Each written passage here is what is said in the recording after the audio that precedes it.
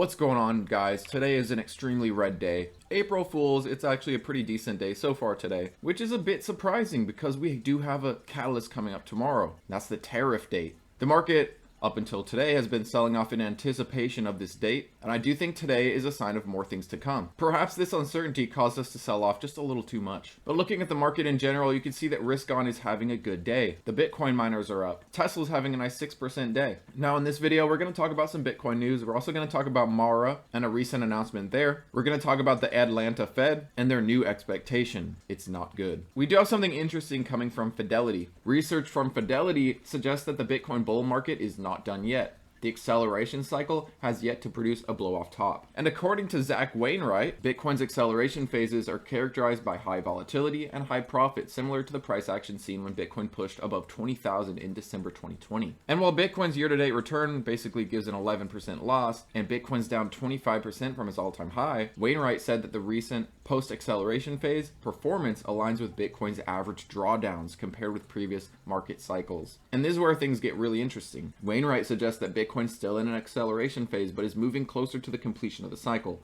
as March 3 represented day 232 of the period. Previous peaks lasted slightly longer before a corrective period set in. The acceleration phase of 2010 and 2011, 2015 and 2017 reached their tops on day 244, 261, 280 respectively, suggesting a slightly more drawn out phase each cycle. We also have news that Mara Marathon stock is announcing a stock offering. They plan to extend their Bitcoin holdings. They want to stay the largest Bitcoin miner, and this helps them do that. They announced $2 billion in stock to finance additional Bitcoin purchases. This means dilution. On the short term, it will likely hurt shareholders.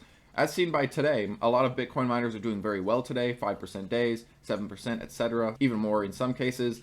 While Mara, last I checked, was up like 1%. This might keep Mara suppressed on the short term, but long term this allows Mara to continue to be the top Bitcoin miner. Net proceeds from this stock offering will be primarily focusing on Bitcoin acquisitions and working capital. Mara ranks second only behind MicroStrategy. Mara currently holds 46,374 Bitcoin, worth about $3.9 billion.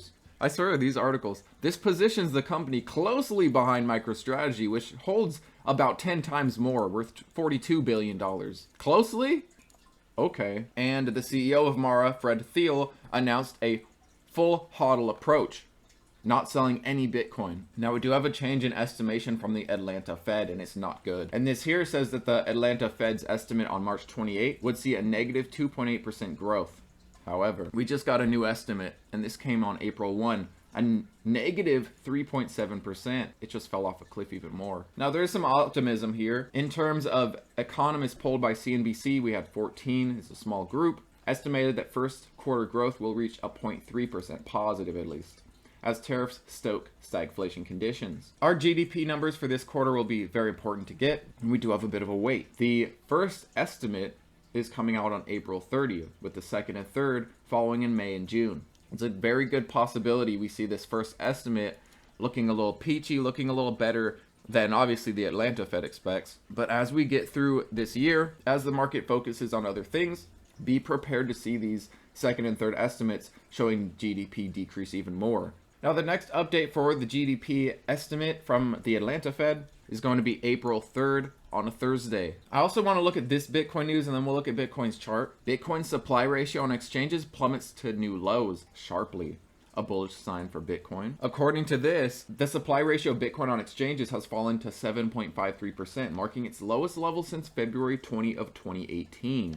This 7-year milestone shows that investors are still at ease holding Bitcoin for the long haul, despite short-term price volatility and swings. Good job. Bitcoin dropped as low as 7.53% on known exchange wallets for the first time in over 7 years. And just like we've seen in the past, a drop in exchange balances has been associated with bullish conditions, reducing the likelihood of profit taking. Also, Axel Adler Jr. has been noting a shift. Bitcoin major players in Wales, their supply has started to move up again. Over the last 5 months, the supply from major players has decreased by a total of 290,000 Bitcoin. However, recent data shows that average numbers are increasing, indicating that participants with wallet balances bigger than 1,000 Bitcoin are accumulating supply.